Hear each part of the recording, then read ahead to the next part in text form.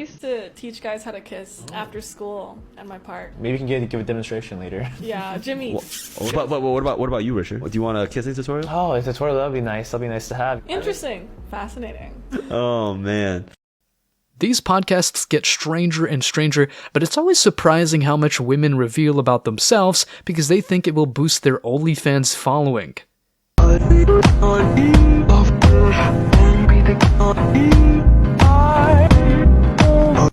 Tell them to bring me my money.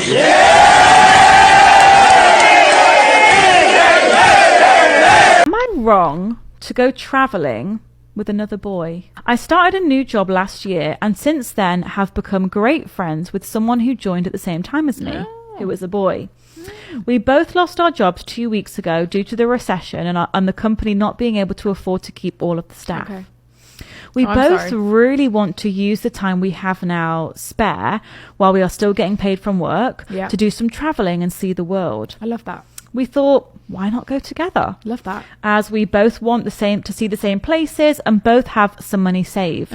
Also, I would feel a lot safer as a girl having a male friend to go with. I told my boyfriend this idea and he was totally against it. Saying it showed a complete lack of respect for our relationship and that he would never even contemplate putting me in this position. He says it would make him look like a total idiot to his friends and family, and if he was in my position, he either just wouldn't go or would go solo. They will make the man out to be controlling and evil because the girl wants to go on some honeymoon vacation with some random dude that's not her boyfriend. I'd dump her on the spot and just walk away. Save yourself the future heartache.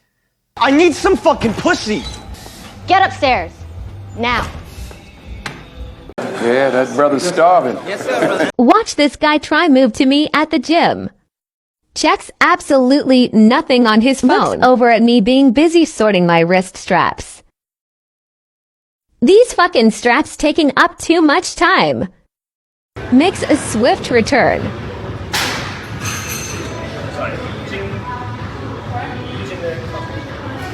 Sad lip.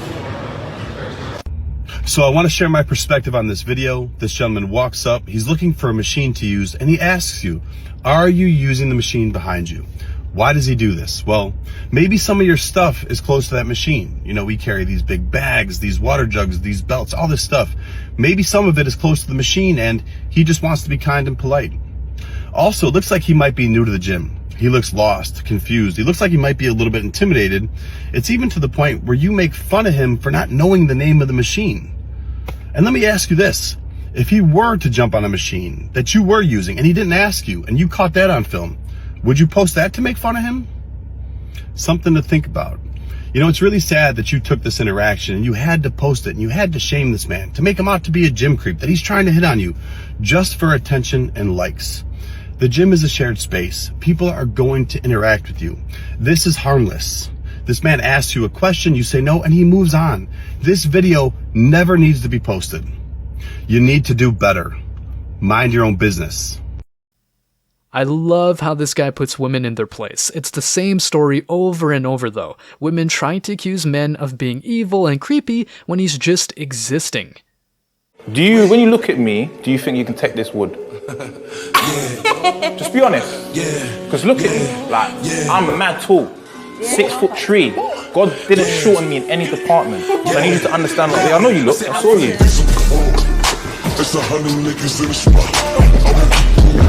Harry is the best.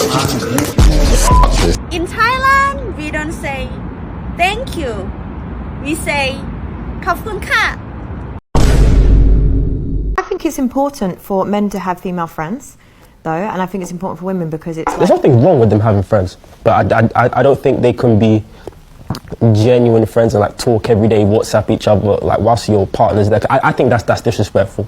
Really? Okay, let's say they're married or they're in a serious relationship. I don't think you should do it. My male friends, like, give me everything I need. Like, we hang out, play Xbox. See, but this is the thing, like, and don't get me wrong, I think that's nice, and it's really good that you've got a solid friendship with your male friends. Yeah. But I kind of feel like this is where this is a big problem in society, and I'm speaking from experience. Like, a lot of men that don't have female friends, they don't know how to be around women.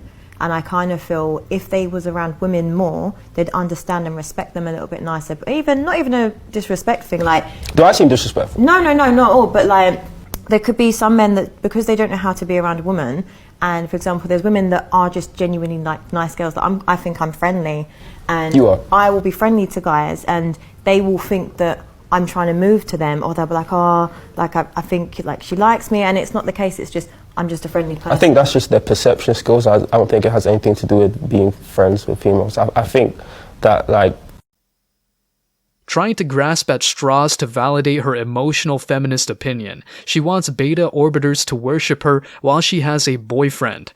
One man's attention isn't good enough for the modern woman surrounded by thousands of simps on social media. You know how I know I'm kind of a piece of shit? Because every time I see one of these videos, I think, oh, if you're in this situation, you can't react. Because if you react like this, then it goes viral. I never think, well, just don't cheat on your wife. Follow me, you fucking... One of the worst things a guy can do in the bedroom is try to please his partner too much. Women are very, very good at picking up on vibes from guys. She will know instantly if you are desperate to make her... If you go into sex with this, like, I need to make her come, otherwise I won't feel like a man. He's just put a whole bunch of pressure on her. And now she's in her head, and she's like, oh god, if I don't come, then he's gonna feel self-conscious. I don't want to upset him. I don't want to bruise his ego. Now what's she doing? Hamster wheeling, thinking in her head. She ain't present. She ain't paying attention to what the sensations she's feeling. 17 and a half years, 4 kids, and I begged you to take us or to take me and to do those kinds of trips and to spend that kind of time with us. And it was always no. And now you're giving this woman everything that I begged you for. Now, I want you to go back and watch her entire video. I'll tag her down below, but she's upset because for 17 years while she was married, she wanted her husband to take her out of the country to go do other things, and he never did.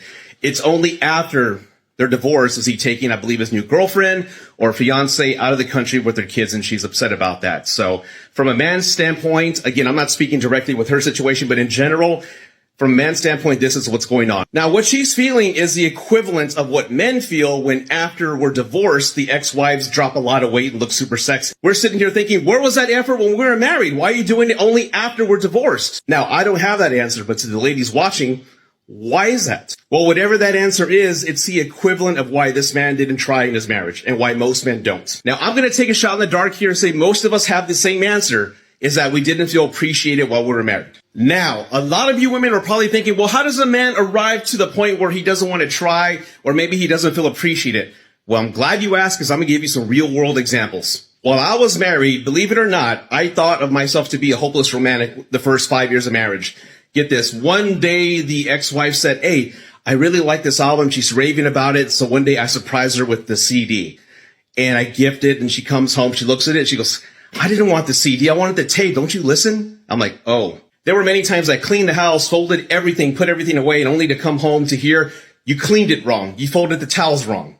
I'm like, oh. Imagine years of that. And then imagine having reservations at a fancy Mexican restaurant for your 5th year anniversary to have mariachis walk out to play your wedding song, Cien Años, for her, and then to kind of dance and celebrate the moment at the restaurant, only to hear in the car, don't you ever embarrass me like that again. Like, what do you mean? You know how I am in front of people. Don't you dare do that to me again. I'm like, oh.